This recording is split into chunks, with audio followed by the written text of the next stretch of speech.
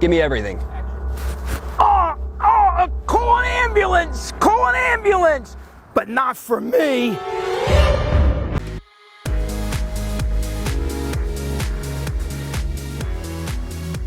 Welcome back to the Round 9 SuperCoach review. It is a good week, ladies and gentlemen. We have finally vanquished Leon Cameron. Yes, he's taken 2 SuperCoach seasons and he got his final parting shot in this week, but we are done and dusted with him. It is a great feeling. There's a lot to be positive and optimistic about with these changes to the GWS team. Yes, there's going to be some turbulence in the coming weeks and we'll manage that, but I'm feeling good. I'm feeling good about that. So my score this week, 21-71. It was projected to be 23-50 and then fell apart in that GWS game. You can see kind of looking up and down the right-hand side of my field, just so many of these Carlton and GWS players that performed poorly for me. And really the better ones, I mean, Hewitt, that was a good hold coming back from his calf cork. And then the best ones were like Durden and Hamilton, who I benched. That's a pretty sad situation. But yeah, really happy with him being gone. Some big decisions to make this week on my team. And obviously the other big one to talk about is what to do with Steele and then the buys. Covered a lot of this already in the Fantasy Take TV podcast, but I'll just give you the quick rundown and then the trades I think I'm going to do this week, but still got a little bit to play around with. So trades last week, what did I do? I kept Dacos so I didn't have to field McCartan, and that cost me basically a full Rioli, which was a bit of a shame. I got Hamilton and Carroll in, so Hamilton was good. Would have loved to have fielded him over Carroll. Knew Carroll's role was going to be worse with Hewitt back in the side, but didn't think it was going to be that bad, and he'd score that poorly. A little bit worried that he gets dropped this week, but Hamilton I think is safe as houses. And then I brought in Zorko, who junked it up a bit with 2 kind of goals towards the back end of that game for 103. As I said, I was away all weekend for the wife's birthday, so we had a really great weekend, but unfortunately not too much footy for me. Look, I'm not going to go into like in depth on a lot of these plays, especially for the games I didn't watch. Not going to BS you. Instead, we'll just focus on the more important stuff. So in the back line, look, everyone was basically fine and good and dandy. Crisp was apparently, actually, no, I watched that game. He was like a decent mid for them. He's been good. Hewitt is a gun, as always. Like, love owning Hewitt. Just wish I'd started him. I was so big on him all preseason, didn't start him, and I kind of hate myself for it. And Zorko and Dawson were good, who were both popular trade-ins last week. Short. You just hang on. I don't know if that new role is going to play out amazingly for him. And then, yeah, Whitfield's the real stinker here. If I had Sicily here, that's 100 points this week, and many more points over the course of the year so far. So that's the real big miss in the back line. I wish I had Sicily there, probably more so than anyone else, although Stewart would be like perfect as well. Played smallish forward basically for the whole game, stunk it up, dropped some money, dropped a terrible score. Like 43, both of my bench rookies scored more. Any other premium you could have picked scored more. This really hurts this week. And like, if you want to know why I went from 23.50 to 21.70 in a day, Whitfield, Carroll, Cogs, and even Cripps, like those 4 on field, there's probably not too many teams that have them. So yeah, that hurts. That hurts. And then Oliver captain because I couldn't take McRae anyway.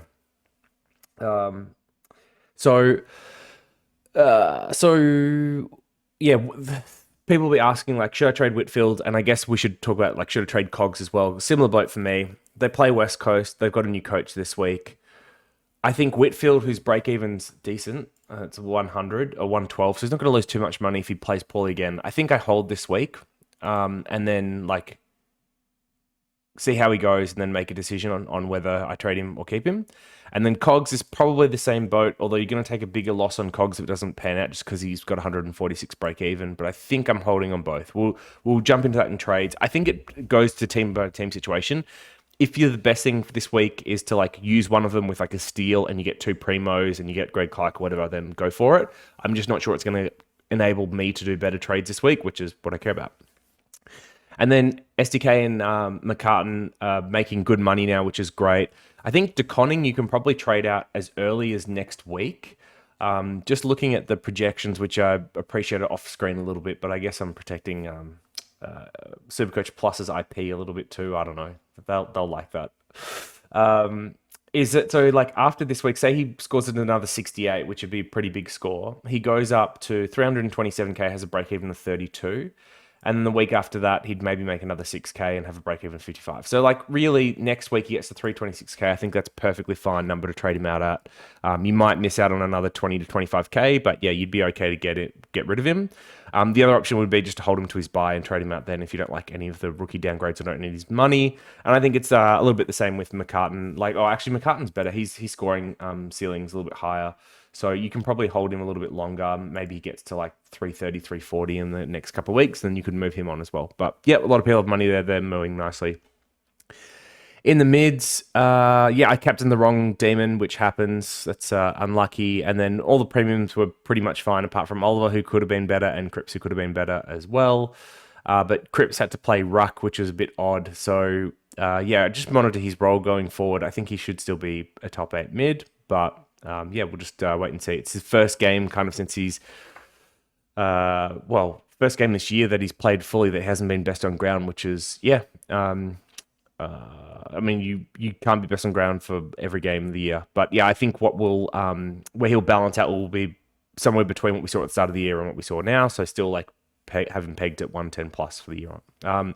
So Dacos held 69's okay score. I think it's interesting. He lost money, but I think his break even was 68. So that's like kind of funny. That's, with the magic number moving around, that's what's caused that.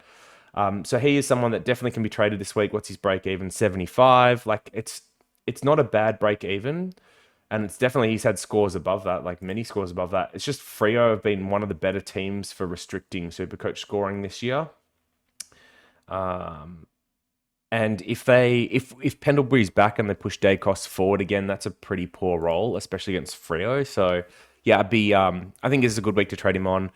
Yeah, Carroll, disappointing. I had him looped with McComb, who was also disappointing. And then McDonald, I was hoping would be a loophole, but ended up coming on as that sub. So he scored a poor score. He's got a higher break even of 49 now. He's an interesting one because he's got the last buy, which is the best buy.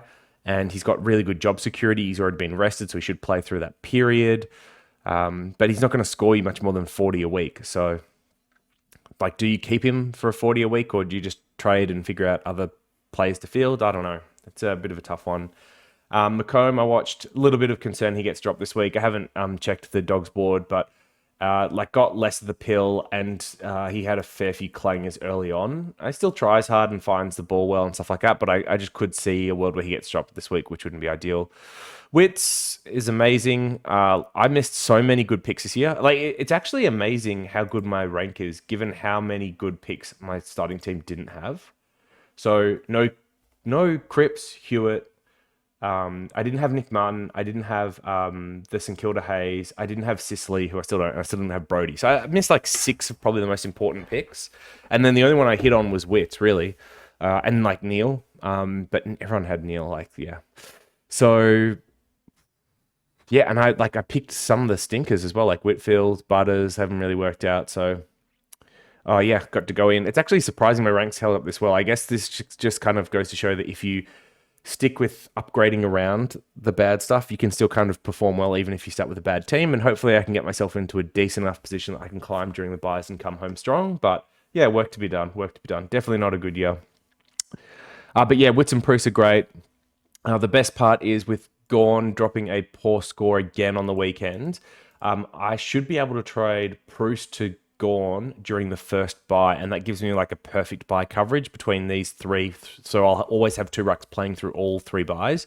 So that's really exciting for me. That's one of the nice things with the Wits Bruce setup, and one of the small advantages that we probably have over Gorn holders, especially given how cheap Gorn is getting. The other option would be, like, if that knee does end up being a problem, is like you could do the same with Darcy, but we saw a poor game from Darcy, which I think he'll bounce back from. I mean, he was playing Wits, who, yeah, is probably the most informed ruckman in the competition at the moment, at least when it comes to like hit-outs and tap work. So, I think he'll be fine. He'll bounce back. But yeah, either Bruce to either Darcy or Gorn on that first buy when Bruce isn't playing. It looks like it'll be the play. Unless you see Bruce Kipton. I mean, they play West Coast this week. He should go huge again. They've got no rucks. So yeah, he's got 2 more weeks of him. What's the projected here? He gets to 500k if he goes 97 and 110. Should do that. Yeah, that's nice. Bruce has been a huge pickup. All right, and then the forward line. Oh, and then just by the way, like Petrarca, really interesting one. So the first week traded him in was like not good. He dropped to 87 that week, and that was against like a bad opposition. Who was it against? Richmond. Who like have come good, but like they give up points to mids. And then the 3 weeks since he's averaged, what's his 3-round average? 124.3. So he's come real good real quick. It's just disappointing because I could have got him a week later for 550 and it would have worked out better, but it is what it is. And it was like Oliver, the one was the one you wanted to get that week instead. So you just wanted to flip the order on getting him. So right picks, wrong order, a little bit unfortunate. So forward line, Dunkley playing more forward is a bit of concern, but still is scoring like he's going to be one of the top couple of forwards for the year. Parker was good, destroying my mob. All I've really seen from that game is like the footage of him, which is, I think is really entertaining as a neutral fan. As an Essendon fan, I'm like, what is my team doing? Like, grow a spine. Like, oh, jeez. And then you see people like calling for Hurd to come back to coach him because like at least he had some of that like aggression and fire and like wouldn't stand for it. And it's like, I mean, they got a point, but I don't know. Trust the process and all that jazz. Hurd was my inside man getting rid of Leon Cameron. I can't bring him back to the mothership too quickly. All right. So Cogs was bad. He actually hid like a DeGoey score. So DeGoey, this is by the way, so 80% CBAs every week. He went 110 in the same role last year. 125 the week before I traded him in. He's not gone over 77 since. He's averaged like 70 in my team. This has got to be like all-time worst trade for me. And on paper, it shouldn't have even been this bad. Like 4 weeks ago, if I'd brought in, I don't know, Brody at whatever he was, 400k or something, it would have worked out better than DeGoey by like 150k and 200 points or something. This is just all-time bad. The only thing that I've got that's going for me with DeGoey is that because he's got that last buy, I can hold on to him then and then like get rid of him or like flip him to one of the dogs, primos or something in the forward line. That's it. But geez, that is a dog of a pick. And then Butters bounced back this week, which is good. But I mean, it was just North. Like it's not really anything special. 104 against North is like meh. I expect probably another bad score against against Geelong this week, and then he probably needs to be traded as well. Honestly, I could see my trades next week being like Whitfield, Cogs, and Butters. Just bang, bang, bang, bang, bang. All got the first buy, get out of all of them. I don't know. That's rough. Nick Martin had a poorer game. I didn't watch it, so I can't commentate. I know like SCG isn't always friendly for wings, and Nick Martin has been playing a little bit more outside, so that could be it. His break even, I think, is achievable this week, 86, which is bang on his average against Richmond. Definitely possible to hit that this week. So it's one of the rookies you'd be more confident in holding. I think like Dacos you get rid of before Martin and like Clark, who'd be the last two that rookies you'd probably want to field ideally. And the forward line, so Durden, I swear I called this out last week. If I didn't, I typed it somewhere. But I was optimistic that with Jack Martin out, Durden would move up the ground more, and that's what we saw this week. He has worked out up the ground in like previous games, but seemed to have much more license to do so. Looked really good in the role. Should get up to, I don't know, 280 before his bye maybe. He's got 2 more games. Maybe it's like 270 if he puts together 250s, which is like good. Then trade him out for his money. And then Hamilton, he did some hard stuff, which I liked what I saw. Job security should be good. I imagine they continue to play him with a new coach. So, yeah, all positive. All right. So, Steele replacements. So, in terms of like best midfielders, I think the first 5 I've got in my midfield. So, Neil, Oliver, Took, McRae, Cripps are probably 5 of the top 8. And then on top of that, I would put Laird. I would put Mills. And then it could be a whole bunch of other mids that kind of get into that M8 spot. Like Petrarca, it could be Kelly if he bounces back with a new coach. It could be Spray. It could be maybe Keys, given that Crows have got a nice fixture. One of the Essendon boys, maybe, if they get on a bit of a hot stretch. Walsh is another one that could come good over the back half of the year. So yeah, like a few options here. So I think it comes down to where your team's at and your buy structure. If you've got all the money in the world, then I'd be picking from probably these 5, and then Laird and Mills, probably the 2 I have after that, and then whoever you like, Petrarca, Brayshaw, whoever. In terms of, so like just pick if you got all the money, then pick the one with the best buy. The cheaper options that are better, I'd say, are Petrarca and Brayshaw, and they both have the same buy, so you just pick whichever one you like better. Otherwise, you could always go for someone in a different line, but really I'd be side-swapping Steele to one of those primo mids that fits your buy structure. That's probably what I'd go. The only other consideration here, which is one that I'll talk about in my trades a little bit, is going early on one of the going early on one of the Dogs mids that look like they might get forward eligibility. So that would be Marcus Bontempelli and Bailey Smith. So Bont is 570, Bailey Smith is like 530, I want to say. Both have been like 37% forward for the year so far. You need to be over 35% at the end of the next 2 games to be forward eligible. So if they didn't play the next 2 games and they went to that eligibility round, they would both get forward status. But if they play too much midfield over the next couple of weeks, they won't get it. So you could risk going early on one of these, hoping they get forward status, which is like definitely interesting play and a new strategy that we haven't had in previous years. So Steele targets, I think those are the most important ones. Buys, so I'd like the thing I like to do most. So the SuperCoach Gold tool is really handy to get a quick visual look at what's going on with your buys and what's happening in the lines. What I like to do is get out probably like a spreadsheet or something like that and just put in each of the buys manually, figure out what is my split between premiums and rookies on each of those, and then also which are the ones I'm likely to trade out. So this first buy doesn't look particularly good for me at the moment. I think I've only got 18 playing, and that's assuming everyone plays. And like, let's be real, Stevens probably ain't playing. So that would be 5, 8, that makes 13, 14, 17 here. So this is not good. I don't have enough for the first buy. I probably want 2 more than this. But if I'm doing the spreadsheet, I know that I'm most likely trading out Durden in 2 weeks. And I'm also probably at least trading out one of Butters, Cogs, Whitfield, Martin. So if not 2. So I can see myself pretty reasonably over the next couple of weeks or 3 weeks. Oh, and I'm going to trade out Bruce as well for Gorn. I already mentioned that. So Bruce to Gorn would make 18. Getting rid of Durden makes 19. I'm actually okay for this buy. And then trading a Cogs or a Butters or like a Whitfield only makes it stronger as well. So I think I'm actually okay for buy 1. Moving on to the second buy. So this is also not great, and it's probably the one that people are struggling with the most, just because you've got all the Dogs, all the Swans, all of Gold Coast, all the Crows players, if you're looking at Laird and Dawson, and then Cats are like Stewart. So yeah, like lots of good players in this buy round. Inevitably, whenever the Dogs have their buy round, it seems to be a bad buy round. But for me, so I've got like 5, what's this? This is 7, so 12, 14, 20. Do I have 20? This seems way too much. I'll trade to ruin this in a second then. 7, 12, 14. Yeah, 20. That's a lot. So we kind of already talked about, I probably don't have Durden. I probably don't have like a Cogs or a Whitfield. So those numbers may reduce a little bit.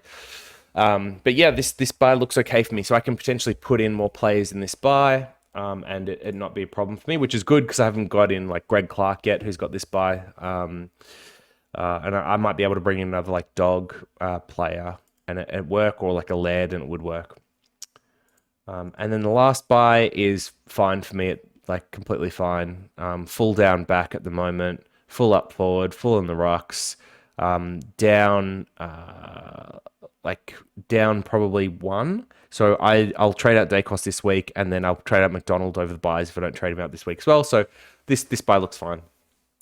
So this is the type of thing you should be doing quickly. As I said, my preferred approach when doing this slowly is Excel spreadsheet. list out your premiums, list out your rookies, start to map out who you think are likely to be traded, and then whether you can get to 19 or ideally 20 on field each of these rounds. And as long as you're doing that, you should be able to make up huge ground during the buys, which is one of the things I'm planning on this year for sure. You can also be getting rid of a lot of your donuts and loopholes at this point, because playing players is more valuable during the buy. You have donuts built in anyway, just because you've got people missing. And then the back half of the year, once you get through buys, you can downgrade players to a 102k loophole for the rest of the year, which is, perfect. So just looking for me, I could trade in a round 14 player.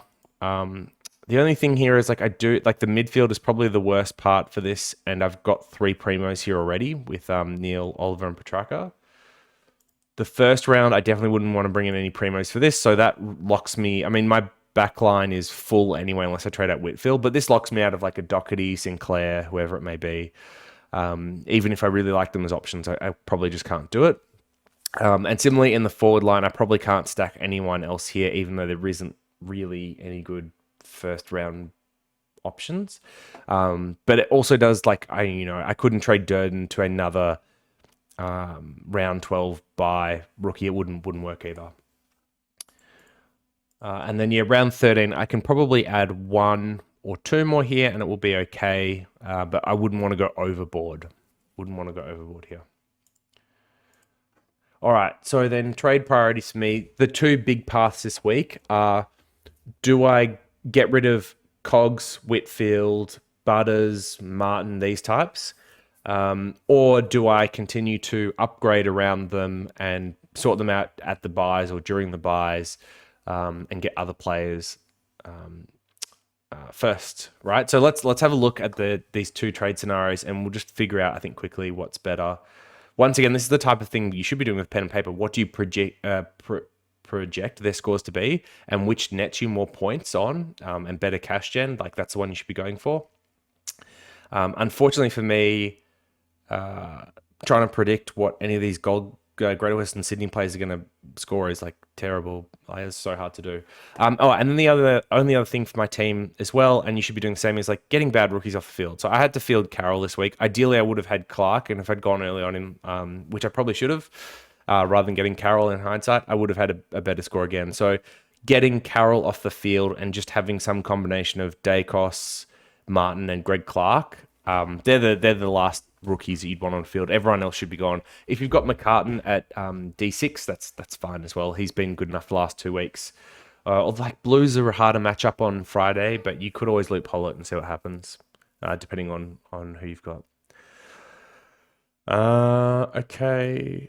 All right. So rookies. The obvious one this week is Greg Clark for West Coast. If you don't have him, get him in. And then down back, I guess we've got downgrade options this week. So Buku Kamas and Rory Thompson. I still haven't done enough research personally, but based on the roles that they play and my understanding of the job security at surface level, I like Rory Thompson a little bit better than Buku Kamas, even though Buku Kamas is much more exciting to watch. I just think Rory Thompson, mature age, is probably a little bit safer. He can probably score a little bit better once he gets acclimatized at AFL level as well. Gold Coast are in pretty good form at the moment, so don't hate that. And then I just don't like picking forwards. We've seen what happened with Rioli, Rose this last couple of weeks. I'd probably rather stay away at this point in the year.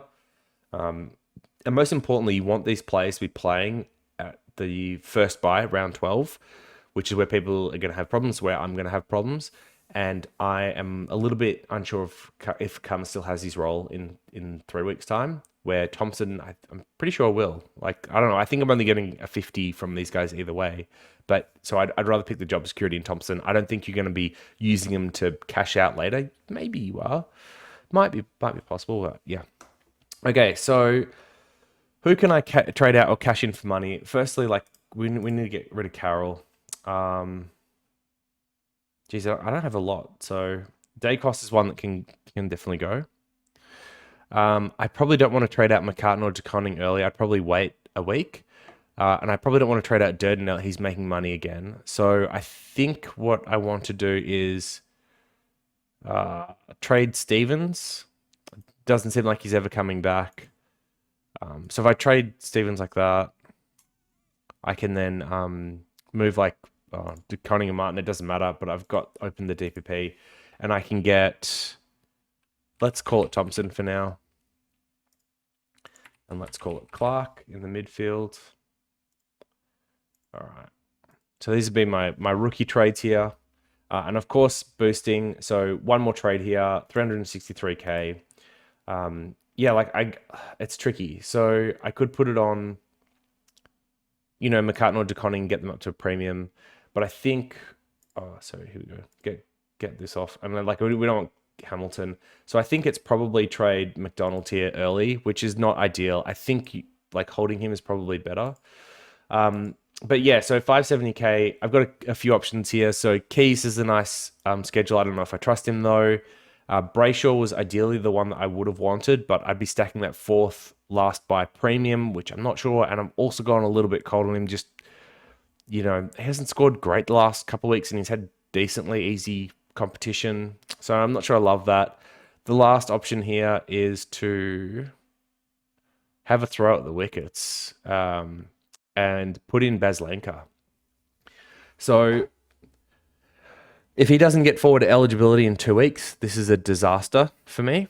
Because I don't think I'd have him as an M8, and it locks me out of getting other cheap options. So like Merritt might be 500K around the buy, who's probably a better M8 than Bailey Smith. But yeah, this play here would be pick up Bailey Smith now while he's still cheap. The 144 means he's going to go up over the next couple of weeks. So low break evens.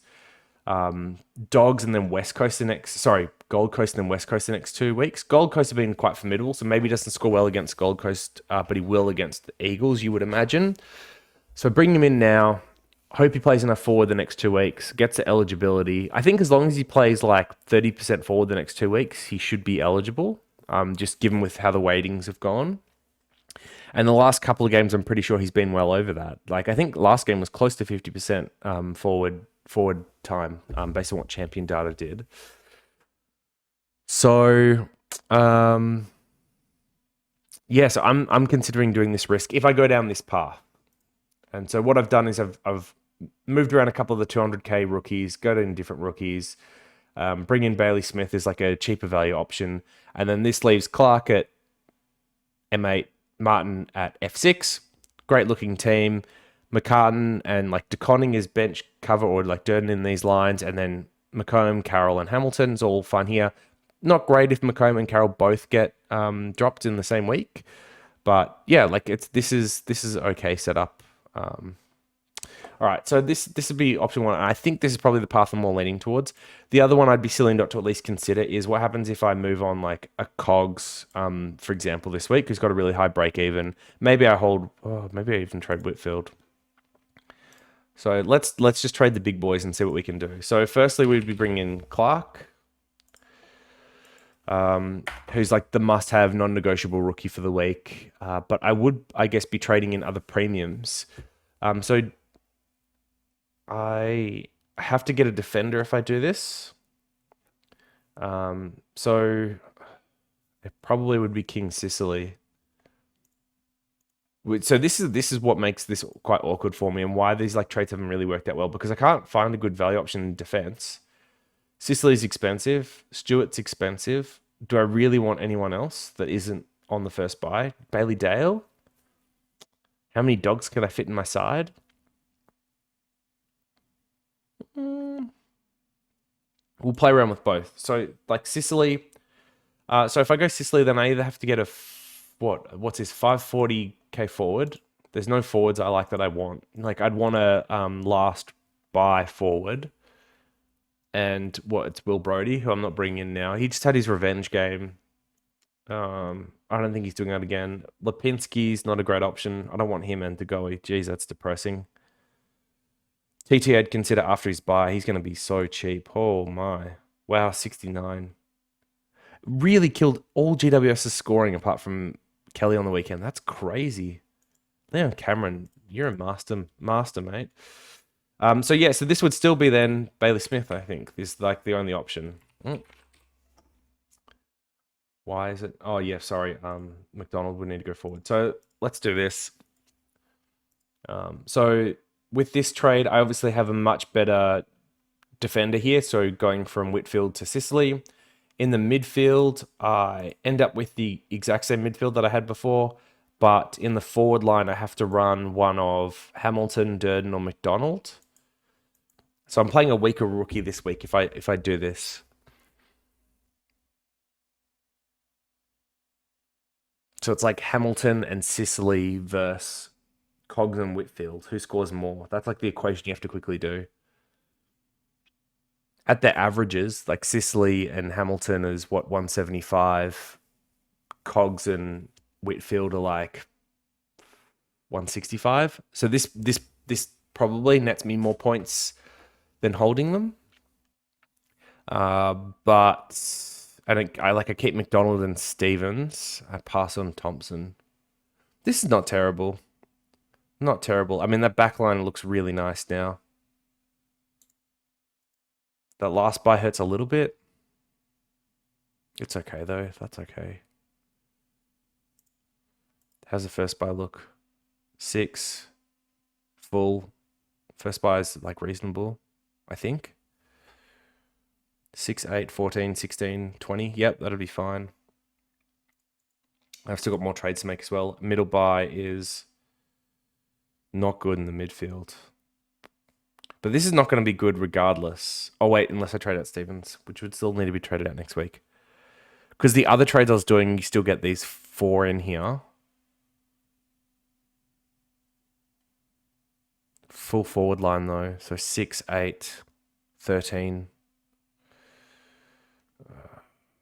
Yeah, it's like exactly 18 with trades to come. It's not terrible. Like, I'd still get rid of Stevens, and I'm probably getting rid of at least one of McCartan and Conning. So this trade path is good. I actually don't mind this at all. God, can I do it? Or do I stick by my GWS men? The only thing funnier than holding him this year and them sucking this badly, I mean, Cog's a little bit unfair because he's made his money. He's kind of done his job. Would be trading him out and then them going ballistic the week they drop them. Like, Sicily does his ACL or something. Again, or like a soft tissue injury. Not that I wish it upon him, but like you could just see the disaster happening if I do these trades. And I think I'm forced into Sicily if I trade Whitfield. So let's I guess one last option, which is like I don't trade Whitfield, but I trade Dacos, Butters. So the problem is any permutation where I trade a forward, I either have to bring in a forward premium, of which there's no good ones, or I have to field a bad rookie. I don't want to field bad rookies. I don't want to field Hamilton. I guess like if I could play McCartan on field, that's okay. McCartan, Martin. Then I'm back to getting a defender rookie though, or like a defender premium, which isn't good. So wait, no, hold on, that doesn't work. Yeah, this isn't good, is it? Okay. All right, last option would be, what if I don't trade them, but I trade Dacos and... Oh, maybe I could do that. Like, what is Dacos, Whitfield, and then... I don't know, one of the 2 OKs? Let's just say Stevens. So Clark, you want in? Yeah, like, this is the same problem. Which defender do you get? Even if you get Bailey Smith, which is like the best cheap mid option, there's no defender you want for 370k. Even if Vlosten, for example, is still at cheap, I probably still wouldn't want him because he got the first buy. So this doesn't work for me. So just like going through these trades, I do think it's 2 options. It's either Whitfield, Dacos, and Cogs, and I like field Hamilton this week. So that's one trade path, which it's growing on me a little bit. The other one is the first one I showed you, which is like Dacos, Stevens, and McDonald. Go Bailey Smith, get the good rookies. And then next week, once I've seen what's happened with Whitfield, Cogs, and Butters, decide who I want to trade out then. Still going to have a little bit of difficulty with, like, if I'm trading out Cogs, who do I put in the forward line? Because I don't want to put anyone in here. Maybe English? That's going to make that middle buy so bad, though. I can manage it. All right, maybe it's that. All right, so I guess like it's been like very heavily focused on my team and my trades, but I guess the point of that is just to show you how I'm weighing up the different scenarios and then using the buys to help make and evaluate decisions and the paths that I take, as well as like staring into the toughest decision of, do you move on some of these underperformers now or wait another week? Hopefully that's been useful, like discourse and just like weighing up those options, useful for you to figure out what you're going to do, or like see the thought process. But yeah, hopefully you guys all had great weeks. Let me know what trades you're weighing up. If you bring in like Mills, Laird, these types, I'm going to be pretty jealous of you. I'm looking for like weird discount options that can kind of like finish my team and get me over the line. Like bring in Zorko last week, not ideal. Bring in Bailey Smith this week, not ideal. But at least I'm finding value that helps me upgrade my side. And hopefully I can still finish and kind of come home strong through that path. I've got a lot of trades still, which means I should be able to upgrade my team at some point. Eventually being able to combine like a Whitfield and trading one of these down to 1 or 2K rookie to like a Sicily, something could happen. So not over for me yet, but I'm going to be scrapping tooth and nail to get a respectable good finish from here. Only other thing I haven't mentioned is captain, vice captain. There's so many good choices this week. It's really hard. Like there's lots of good matchups. I think like Neil as a captain seems safe. George mentioned in the podcast like Sam Mitchell does like putting time into guys. Neil's kind of been a little bit untaggable though, and his scoring's been so good. It just feels like the safest captain we have. Dogs against Gold Coast, I'm probably not going to touch. But Melbourne against North seems nice. I wouldn't mind repaying the faith. I don't hate Wits against Sweet if English doesn't play as like a cheeky vice captain option. I wouldn't touch Miller. Probably, Petrarca for upside you could go, but I think like Oliver's probably just a safer bet. Mills I don't really like on the Friday night. Laird has been consistent, but probably not the ceiling, so not someone that I'd be jumping on against the Saints. Although without Steele in there, like that's reasonable. Cripps I probably wouldn't touch. So yeah, I think it's probably Oliver into Neil. Just depends on whether I've got a loophole. And it's probably one of the benefits if I go the Whitfield, Dacos, Cogs route is that I keep my Stevens loophole, although it's useless this week because they play Friday night. God, not even useful. Even in not playing, you're not useful. And they play Friday night next week too. This is like a useless loophole, so I can get rid of him kind of guilt-free. Okay, well, that's it for me. It's been a minute since we started. Let me know what you're weighing up tomorrow. As always, I'll try and get to as many questions and help you out the best I can. Hopefully your week's going well, and I'll see you in the next one. Peace.